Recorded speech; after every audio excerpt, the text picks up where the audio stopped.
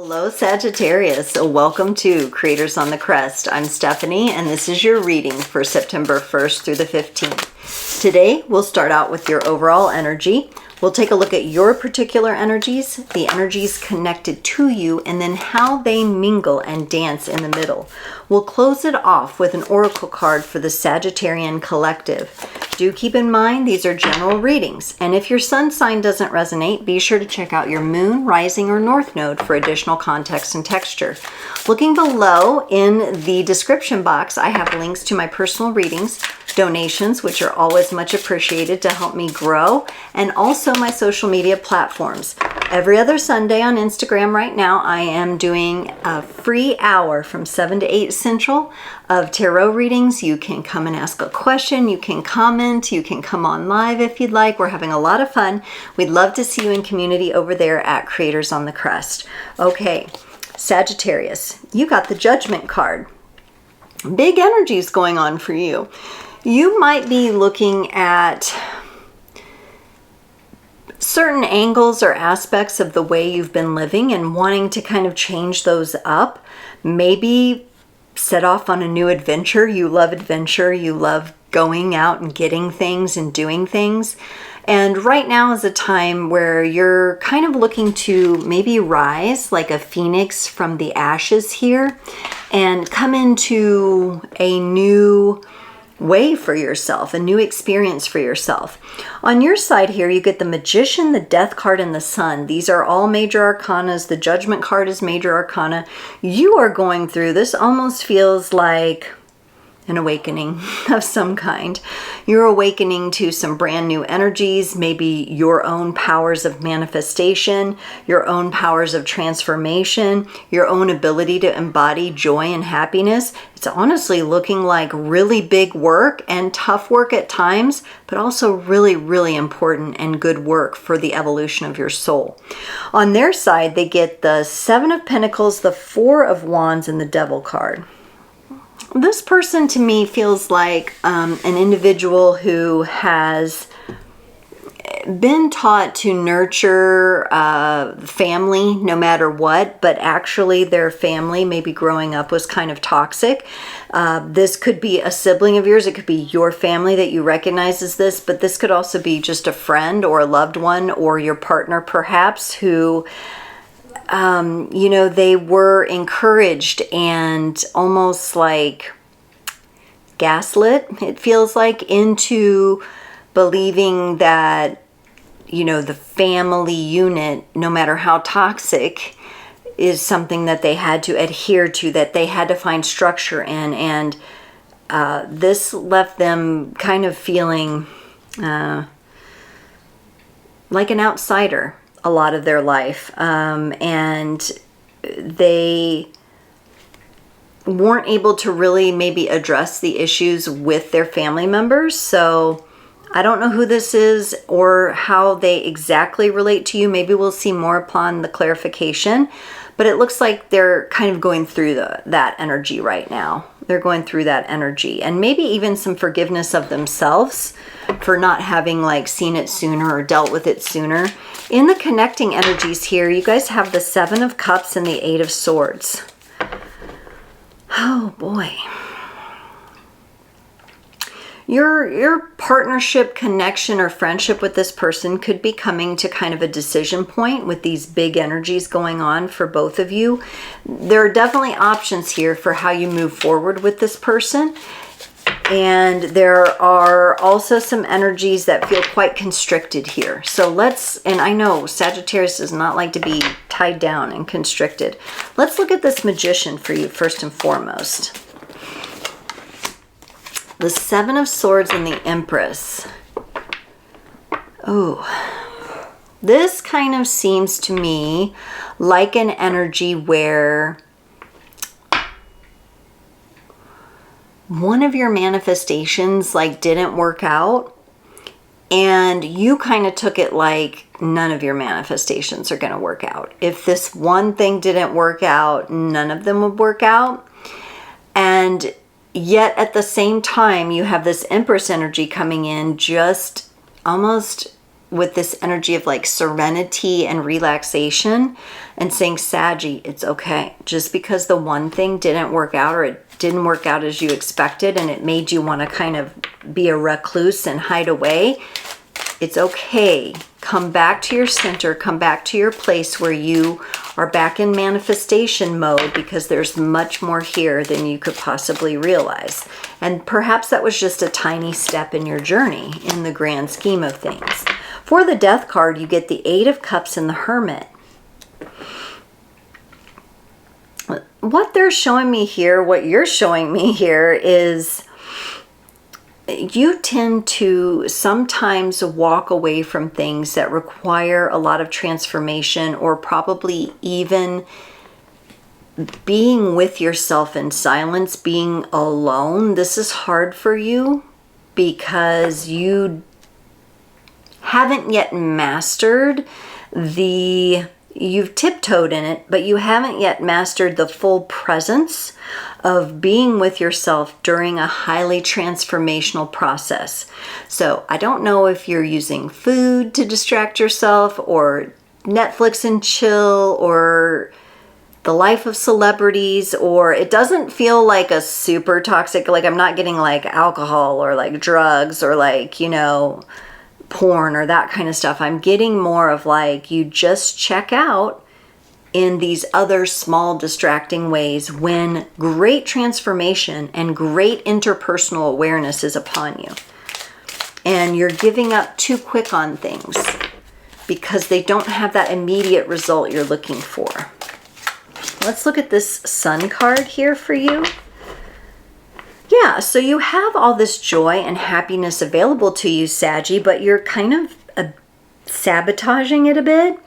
You're kind of looking at, instead of what you've got and how you can use that moving forward, you kind of keep focusing on the past or something that just didn't work out. And I feel like in the grand scheme of things, once again, this is something small, but you're making the mountain out of the molehill.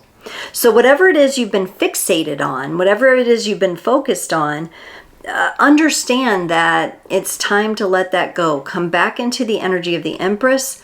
Allow things to flow to you. Allow the universe to speak to you when you're in that place of solitude and silence. And this is good for you right now. This is helping you with that judgment energy there. You could be judging yourself, like literally, if we take it as literal judgment, you're judging yourself very harshly, you're judging others very harshly, you're judging what you did in this particular situation that didn't go the way you wanted it to really harshly. There's a lot of pressure here that needs to be alleviated because it doesn't help the natural flow of these beautiful and evolutionary energies that you're going through. The Seven of Pentacles for this other person is clarified by the Seven of Wands and the Five of Cups. Yes, this person was in survival mode or have been in survival mode for a long time, definitely in their childhood. They constantly felt under attack. They could have been abused, definitely hurt, definitely in pain, definitely kind of a loner sense to me, or feeling alone. I don't think these energies are super pressing for this person at this time. Like they're not like in their face in their life, but they're coming up for healing right now. And it hurts. They're hurting and they're having a hard time. Let's look at this Four of Wands, the Four of Swords, and the Hanged Man. Ooh, cool. I like this energy coming in because this means the Hanged Man gives a different perspective. They're going to start changing their perspective on what their family taught them growing up of how things should be. They're healing that. They're healing the fact that they no longer need to adhere to others' expectations of them, and they're going to actually begin to create and form their own thoughts and beliefs around things rather than, you know, listening to the old voices of someone else who just wanted to control them or to I sense a lot of discipline, but kind of harsh discipline for this person growing up. And that kind of left a mark. And they're working on healing and changing in perspective, choosing not to live that way any longer. Let's look at this Devil card for them, the Queen of Wands and the Three of Swords. You could be dealing with a Capricorn energy, and so they could be a Capricorn. The sense of joy and happiness, it's interesting. You're both dealing with it, but with their Queen of Wands here, the sense of joy and happiness kind of eludes them. They may be a person who is a bit depressed or comes off a bit depressed. They could be on depression medication or something like that. There are also some things that you both might be mirroring each other with, like a dependence on food or, you know, entertainment to distract you from things. You're trying to distract from this like thing that didn't go your way, and you judge it as a mistake you made when really it was a lesson. So you either get the result you want or the lesson you need. But they truly are suffering from a broken heart. Again, a lot of inner child issues I'm picking up over here on this side that could be impacting that. And some long-standing pain that's needing to be healed. It does look like they're working on it, though. It does look like they really have the initiative and the inspiration to shift it. In the Seven of Cups in your shared energy, you're bringing in the Seven of Pentacles. They bring in the Nine of Pentacles. Because of what each of you is going through right now, it might take a little extra nurturing and a little extra building and a little extra communication and speaking to one another heart to heart because of what each one of you is going through. It feels a bit more delicate right now. It feels a bit like the potential for either one of you to kind of check out or disregard the other is kind of high. And so really going back to how you can nurture yourself and nurture one another, communicate through the heart, being able to ask when you need solitude and alone time, being able to communicate to one another what each other's needs are or expectations are, whether it be friendship or intimate relationship or family member. For the Eight of Swords, you're bringing in the Wheel of Fortune and they're bringing in the Two of Cups. Yeah, you both are interested in coming together in a stronger, better, more grounded partnership through, you know, overcoming things. And you feel like it is changing in that direction with the Wheel of Fortune. Things are definitely changing.